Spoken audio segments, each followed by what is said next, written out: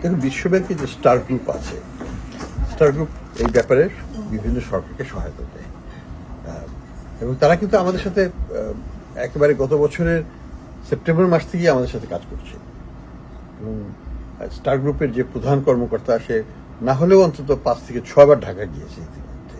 তো দে are very helpful. আমাদের নিজেদের ক্যাপাসিটি একটু বাড়াতে হবে, আমাদের নিজেদের সক্ষমতাটা বাড়াতে হবে, কারণ এটা তো একটা নতুন এরিয়া। আমরা কিন্তু আগে এই লাইনে কোনোদিন কাজ করিনি, বিদেশ থেকে টাকা উদ্ধার এই স্কেলে কোনোদিনও হয় নাই।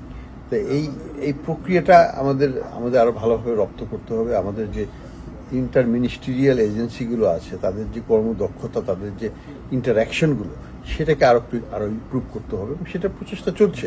আমরা তো জয়েন্ট ইনভেস্টিগেশন টিম করেছি, যে 12টা কেসের জন্য 12টা পরিবার ভিত্তিক ইনভেস্টিগেশনগুলো হচ্ছে। এইটার ফরমেশনেও কিন্তু আমাদের সময় লেগে গেছে যথেষ্ট, অনেক চাপ সৃষ্টির পরে।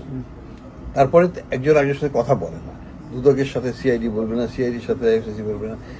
এইগুলোকে এখন একটা কোঅর্ডিনেশন টিমে নিয়ে আসা হয়েছে এবং প্রতিবেদনগুলোকে রেডি করা হচ্ছে যাতে কোর্টে, বাংলাদেশের কোর্টে এবং বিদেশের কোর্টে এগুলোকে আমরা সাবমিট করতে পারি।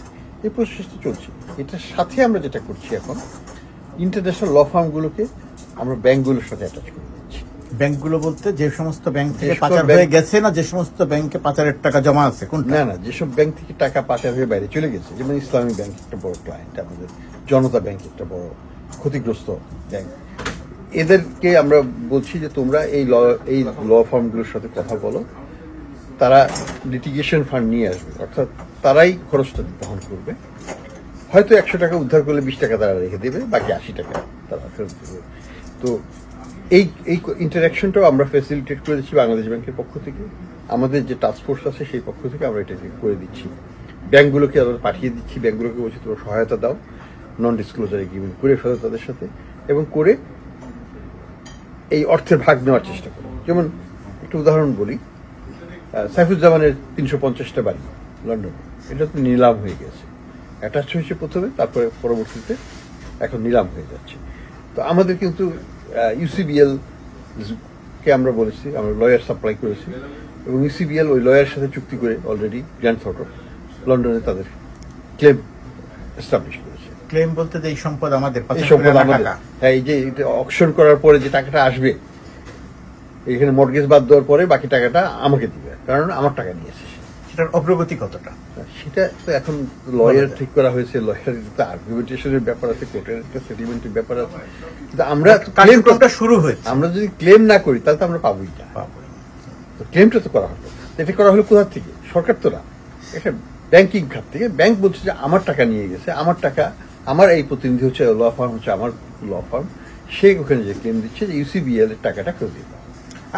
একটা সমালোচনা করা হয় যে আপনি টাকা উদ্ধার করবেন, উদ্ধার করে আনতে পারবেন, পাচার করা টাকা ফিরিয়ে আনতে পারবেন, এরকম অনেক কথা আপনি বলেছেন। অনেক জায়গাতে গেছেন, আপনি দেশের বাইরে অনেক জায়গাতে গেছেন। সমালোচনা করা হয় যে যত কথা বলা হচ্ছে বাস্তবে আসলে অগ্রগতি তেমন একটা নাই। সত্যি কথা বলতে এখানে অগ্রগতি করাটা খুব ডিফিকাল্ট। অগ্রগতি হয় নাই সেটা বলবো না, আমরা যথেষ্ট চাপে রেখেছি তাদেরকে। বিভিন্ন জুরিসডিকশনে তারা চাপের মধ্যেই আছে, লন্ডনে তার প্রমাণ। এবং লন্ডনের থেকেই কিন্তু যদি এটা সাকসেসফুলি এক্সিকিউটেড হয়, ব্রিটিশ প্রতিষ্ঠানগুলোই কিন্তু সিঙ্গাপুর, দুবাই, আমেরিকা সব জায়গাতেই কিন্তু তাদের মিউচুয়াল লিগাল এগ্রিমেন্ট আছে। তারা কিন্তু তখন পরবর্তী ধাপে ওই সাইফুজ্জামানের দুবাই বাড়িতেও তা কিন্তু তারা হস্তক্ষেপ করবে।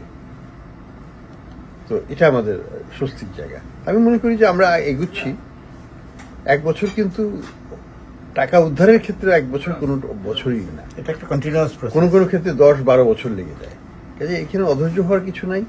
আবার অ্যাট দ্য সেম টাইম আমি বলবো টাকা আমি গুনতে যাচ্ছি না, আমাকে কিন্তু উইদাউট দ্যাট মানি আমাকে আমার ব্যাংকগুলোকে সচল করতে হবে।